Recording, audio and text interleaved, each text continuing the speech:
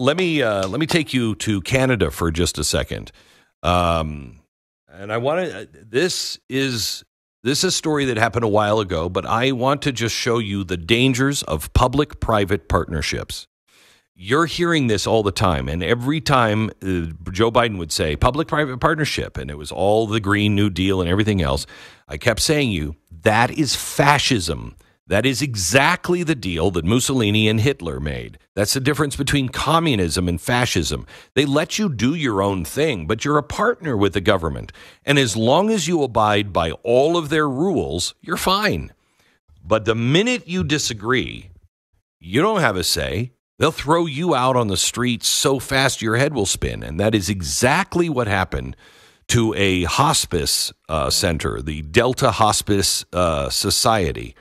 I have the executive director on, Angelina Ireland, and I asked her to come on today to tell us the story of what happened to her hospice facility. Angelina, thank you for joining me. Hello there, Glenn. Thank you so much for having me today. You bet. Okay, so the Hospice Society is a public-private partnership with Canada, but you guys raised, $8.5 million to build this property, and you negotiated a 25 or 35-year lease for the property, right? Yeah, Tell me about this. So actually, we're a private society. So we're a 34-year palliative care organization. And palliative care is basically you take care of people when they're chronically ill or they're terminally ill, and you take care of them well until their natural end. And so we fundraised over a few years, $8 million to open a hospice and a palliative care support center next door. And so we raised that money. We got a 35-year land lease with the Public Health Authority. We built 2 buildings, a 10-bed hospice, a 7,500-square-foot supportive care center where we did our counseling and all the supportive programs. And then the service agreement was for operating costs. So every year they'd give us, when it ended, $1.4 million. And when we built those buildings, we opened them, and we operated our program with the hospice for 10 years. Everything went fine until this thing they call the state euthanasia program called MAID, came into law. And then the province basically came to us and said, you're going to have to start providing euthanasia. You're going to start killing your patients in the hospice because you're getting public money, right? We said, absolutely not. We absolutely will not. At which point, you're exactly right. The fascism kicked in. I just call it stone-cold communism. And said, you're not going to get any money if you don't start killing your patients. So then they canceled that service agreement, in which we said, that's fine. Look, we don't need your money. We'll be fine without your money. Which apparently is the wrong answer. Because then they... So then they went after the lease. And we had 25 years left on that land lease, and they canceled it. And now these incidentals, like the buildings on them, they just consider those to be like some kind of an old shack or fence, and they expropriated them. So at the end of the day, they evicted us, the organization, from our buildings.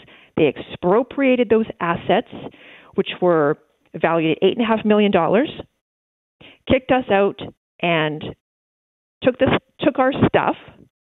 And then they started to operate our hospice, and they put in the euthanasia. Unbelievable.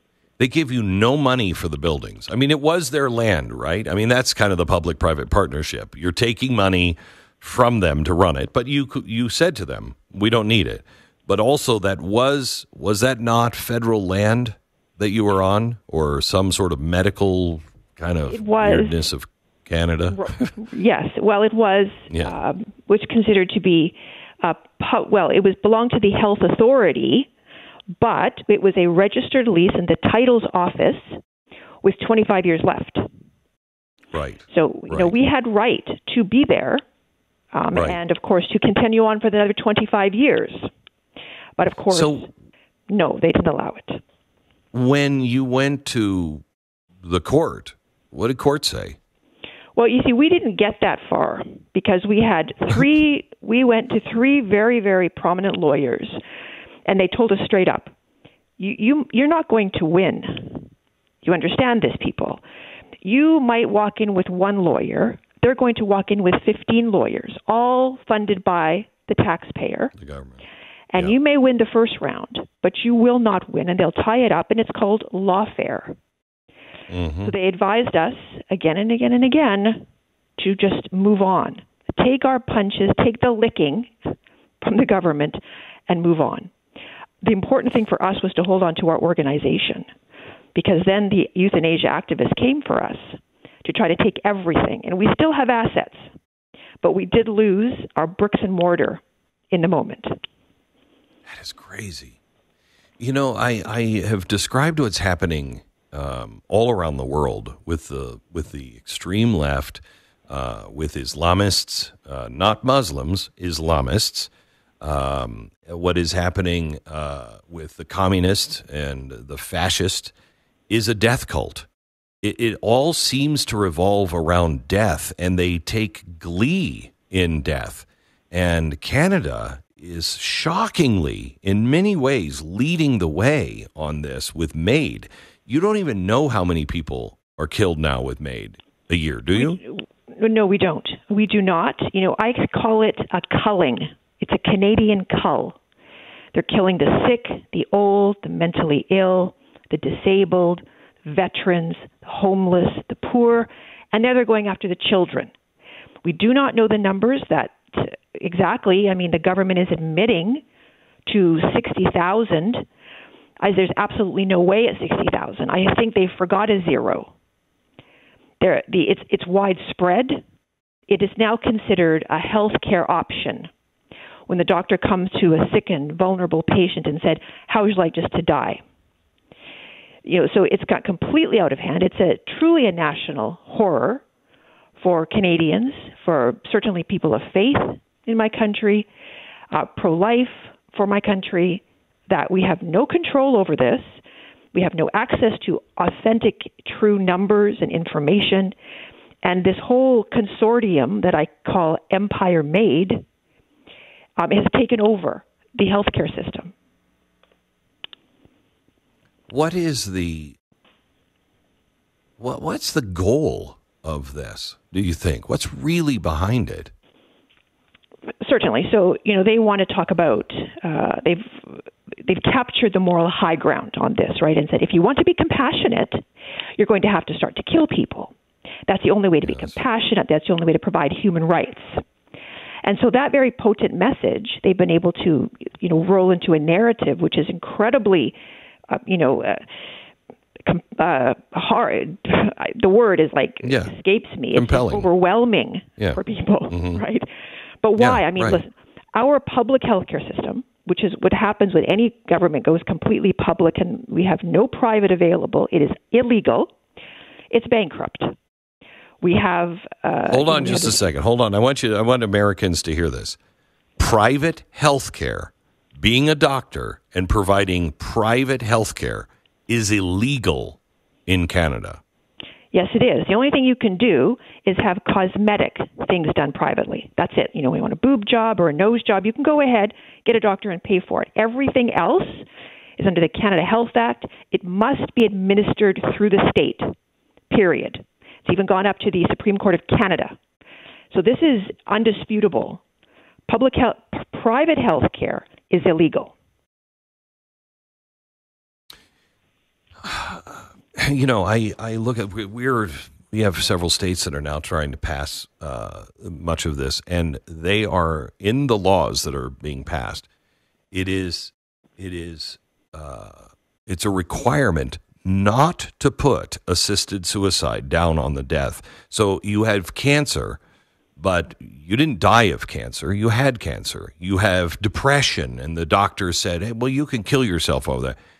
It does not say assisted suicide. It is going to be illegal to put that on the death certificates. It just has to say depression, cancer, whatever it is that they helped you kill yourself over. that's what the cause of death is. So you'll never, ever be able to count it. You'll never be able to track it. It is just evil what's happening. It's true. And, how many people will be killed by the state? That is going to be the question. You will never know. That you're giving far too much power to the state. Unaccountable. Unquestionable. Are you shocked at because I am here in America. I mean, New York just voted for an Islamist who is saying, he is for Hamas. He is also a communist, and they just elected him chose him as the Democratic candidate. And nobody really seems to care. When it comes to death all over, when you're seeing these things happen, I am shocked by my own citizens. Do you feel that way in Canada? Well, I personally am not shocked because I know that the only thing that the socialists and the communists ever did well was kill people. This should not come as a shock to anyone. The short-sightedness, unfortunately, of the people is that they tend to get rewarded in the short term. They give them stuff, money, a benefit. It's only crumbs. Ultimately, it is going to be at their literal demise to allow this kind of philosophy, political ideology to come into your country. Are you hopeful for the future, Angelina? I love my country. To be honest with you, I am not. We have seen in my country an overwhelming immigration that has come in. We're talking about millions of people in a very short time. That has literally destroyed our infrastructure, brought the healthcare system to its knees. A lot of people in my country don't even have a family doctor. They can't find a family doctor. They have to wait for months upon years for the simplest of procedures. And it isn't getting any better. So, I pray because, of course, I am a person of faith. I'm an unapologetic Christian. This, again, is very unpopular in my country. But, only God will be able to help us at this point. Thank you for ending it that way. Angelina, I appreciate it. Thank you for standing up and being vocal and letting people of the world know that light still does exist, even though the darkness is growing darker faster. Thank you, Angelina. Appreciate it. Angelina Ireland from Canada.